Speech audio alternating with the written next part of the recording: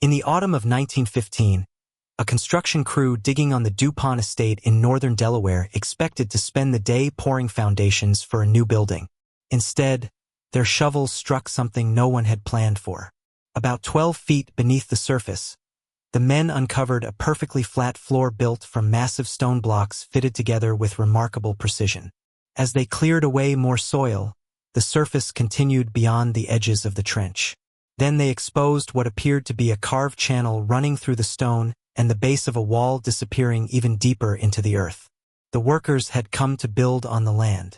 Instead, they appeared to be standing on top of something that had already been built there long before. The foreman immediately reported the discovery. What happened after that is the reason this story has survived for more than a century. According to the accounts passed down by the workers' families, estate officials ordered the excavation to stop. Within days, the exposed stonework had been covered again. The trench had been refilled and the original crew had been paid and dismissed before anyone could investigate further. Whatever lay beneath that field disappeared beneath the ground for a second time. There are two very different ways to interpret what happened. One is completely ordinary. The other has become one of the most persistent hidden history stories ever associated with one of America's wealthiest families. In this documentary, we're going back to 1915, examining the workers' testimony, the history of the DuPont estate, and the evidence that still survives today to answer one question. What did they really uncover beneath the DuPont estate? To understand why this discovery attracted so much attention, you first have to understand where it happened. The DuPont estate was not an ordinary private property. By 1915, the DuPont family had become one of the most influential industrial families in the United States. What had begun as a gunpowder business along Delaware's Brandywine River more than a century earlier had grown into a vast manufacturing empire supplying everything from explosives to chemical products. Their success brought enormous wealth, allowing the family to purchase thousands of acres across northern Delaware and transform them into private estates that operated almost like self-contained communities. These estates were constantly changing. New roads were built, gardens expanded, service buildings added, and older structures replaced as each generation reshaped the land. Construction crews worked throughout the year digging foundations, laying drainage systems, and preparing sites for new buildings. Most of the time, the work was completely routine. Workers expected to encounter little more than clay, loose stone, or the occasional remnant of an old fence line. No one arrived expecting to uncover evidence of an unknown stone structure buried deep beneath the ground. The project that autumn appeared no different. According to the surviving account, the crew had been assigned to prepare the foundation for a new outbuilding on a gently elevated section of the estate that had long been used as open pasture. Local records available at the time contained no indication that any earlier building had occupied the site. From every practical point of view, it was considered an ordinary piece of land chosen simply because it offered stable ground for construction. The first several feet of excavation gave the workers no reason to think otherwise. The topsoil was removed, followed by the heavier earth beneath it. Progress was steady, and the digging followed the familiar rhythm of countless foundation projects completed across the estate over the years. Then, as the trench approached a depth of roughly 10 to 12 feet, the men noticed something that experienced laborers often recognize immediately, but rarely find easy to explain. The ground itself had changed. Instead of loose, naturally layered soil, they encountered earth that appeared unusually compact and uniform, almost as though it had been deliberately placed there long ago. One of the workers would later describe it as feeling less like untouched ground and more like a place that had once been filled back in. It was an observation made before a single stone had been exposed, but it was enough to make the crew slow their work and pay closer attention to what lay beneath them. A few minutes later, the first shovel struck something solid. It wasn't the uneven resistance of a buried boulder. It was flat, perfectly flat. And that was the moment an ordinary construction project became something none of the men had expected. The first man who struck the stone probably assumed he had hit bedrock. That happens on construction sites. A shovel suddenly stops, the crew clears away a little more soil, and a natural layer of rock begins to appear beneath the excavation. But this wasn't bedrock. As the workers brushed away the dirt, they discovered a surface unlike anything they expected to find beneath an open field. It wasn't rough or uneven. It was smooth, level, and made from large blocks of carefully cut stone fitted tightly together. The joints were so narrow that the individual blocks appeared almost seamless beneath the layer of damp earth that had hidden them for years. The foreman ordered the trench widened. If the stone had been nothing more than an isolated slab, exposing a little more of it would settle the question immediately. Instead, every shovel of soil revealed more of the same surface. The pavement continued beyond the limits of the excavation in every direction. There was no visible edge. Whatever the crew had uncovered was larger than the foundation they had been digging. Then another detail appeared. Cut directly into the stone was a long, straight channel. It wasn't a crack formed by pressure or erosion. According to the accounts, it had been deliberately carved into the pavement itself, running across the exposed surface with clean, defined edges. Nearby, the workers uncovered what looked like the beginning of a wall constructed from the same precisely fitted blocks. Unlike the pavement, however, the wall didn't end where they were digging. It continued downward into the earth, disappearing below the depth of the trench. At that moment, the discovery changed completely. The crew was no longer looking at what appeared to be a single buried stone. They seemed to be standing on the uppermost portion of an entire structure. No one on the site claimed to know how old it was or who had built it. The workers weren't archaeologists, and they made no attempt to identify what they had found. What they did know was that this wasn't something they expected beneath a pasture where no recorded building had ever stood. That alone was enough for the foreman to stop treating the excavation as an ordinary construction job. From that point forward, the decision was no longer his to make. He reported the discovery to estate management and waited for instructions. Most crews in that situation would expect engineers, surveyors, or local historians to arrive before any further digging continued.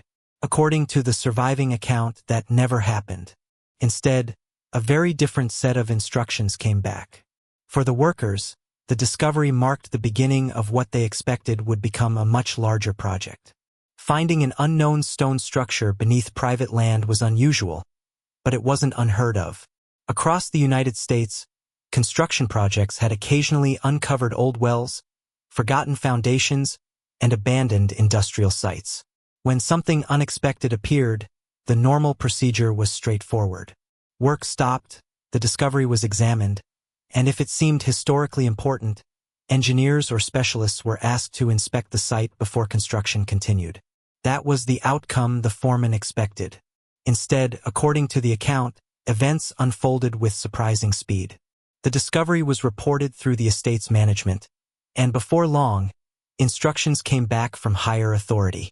The workers were not told to expose more of the structure. They were not asked to make sketches or measurements. No surveyors arrived. No university specialists appeared at the site. Rather than expanding the excavation, the order was simple. Stop digging.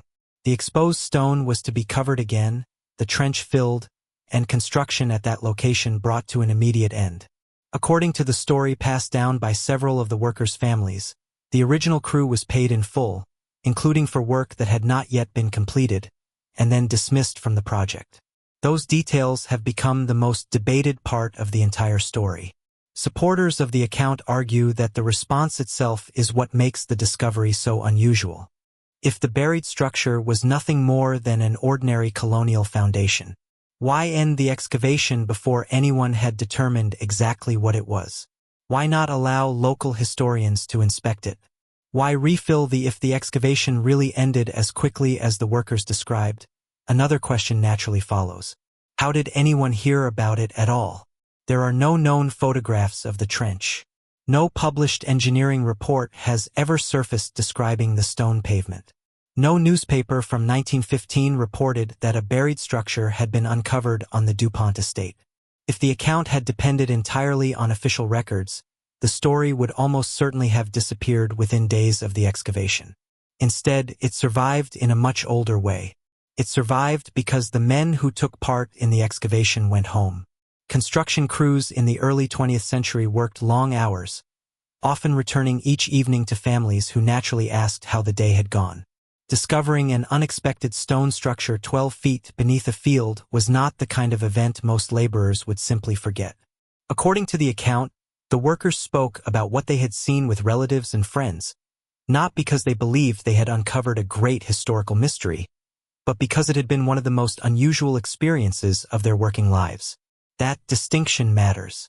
The story was not presented as an official investigation. It was never introduced through academic journals or government archives. It circulated privately, passed from parents to children, and later to grandchildren, remaining part of family memory rather than public history. In Delaware, where many families remained in the same communities for generations, stories connected to local places often survived long the people who witnessed the original events were gone. The DuPont's excavation became one of those stories. Of course, historians approach oral accounts with caution. Memory changes over time.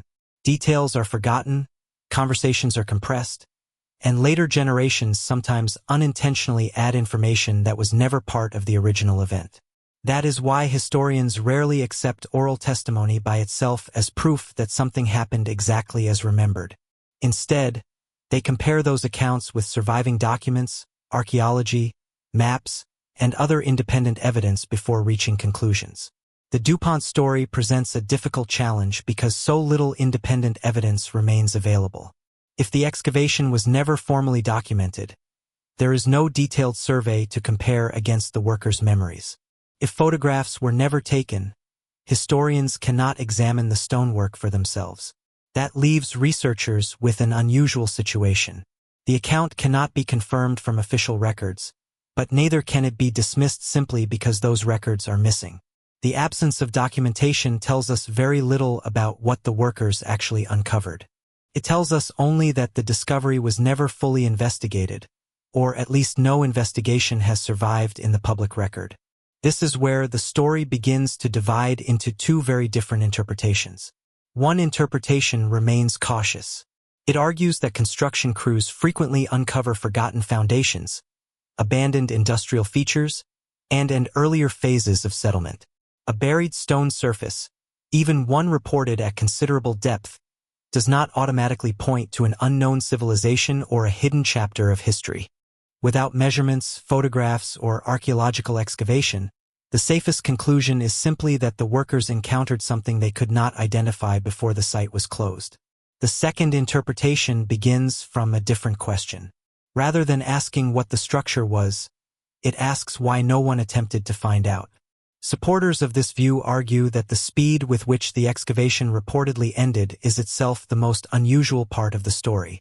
In their view, the unanswered questions surrounding the discovery are what have allowed it to remain alive for more than a century. Whether one accepts the cautious explanation or the more speculative one, both arrive at the same point. The excavation lasted only a short time. The structure was never fully exposed, and because the work ended before the site could be carefully studied, every later discussion has had to begin with the same limitation.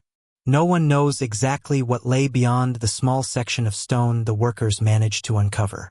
That uncertainty has become the lasting legacy of the DuPont story. More than 100 years later, the debate is no longer only about what may have been beneath that Delaware field. It is about what historians can and cannot conclude when the evidence itself remains incomplete. More than a century has passed since that trench was opened on the DuPont estate. The men who held the shovels are gone.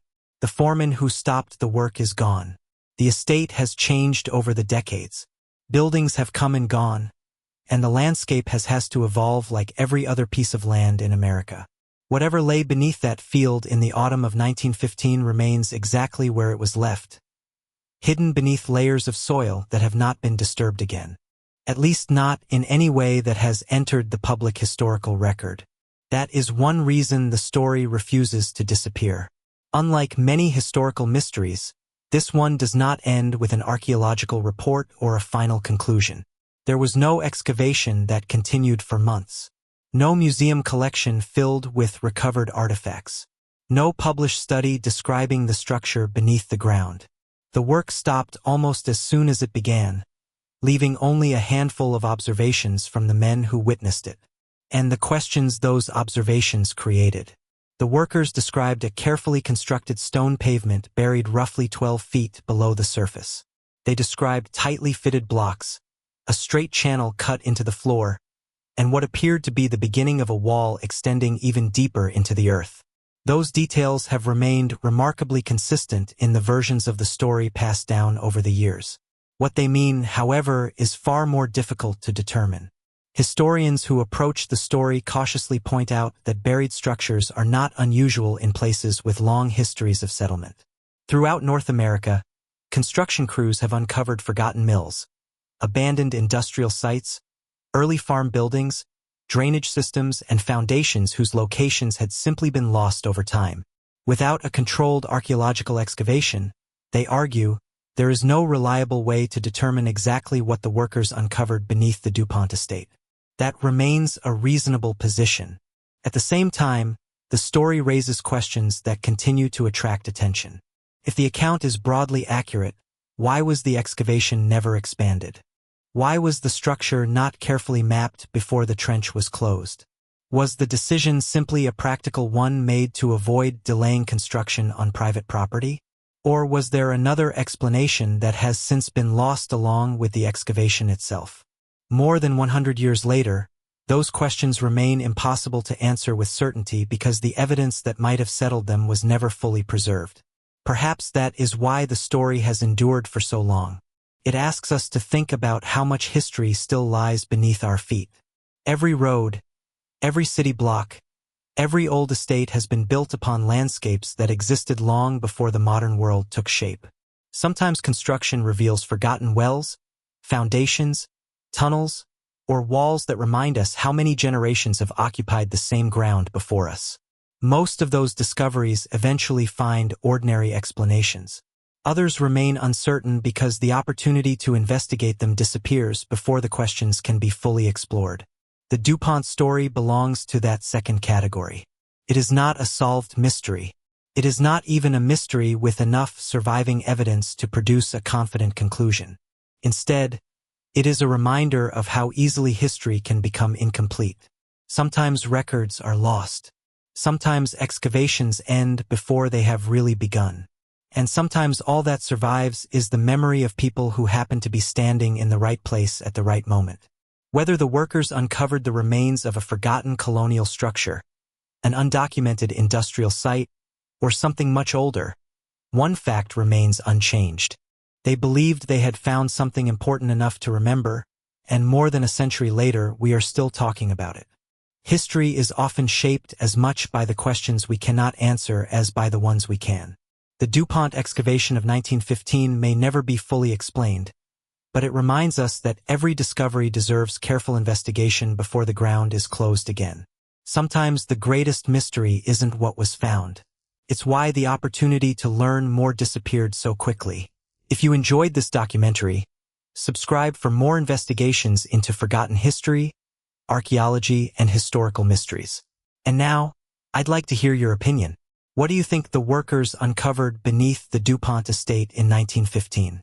Was it a forgotten piece of early American history or something that still hasn't been properly understood? Thank you for watching, and I'll see you in the next documentary.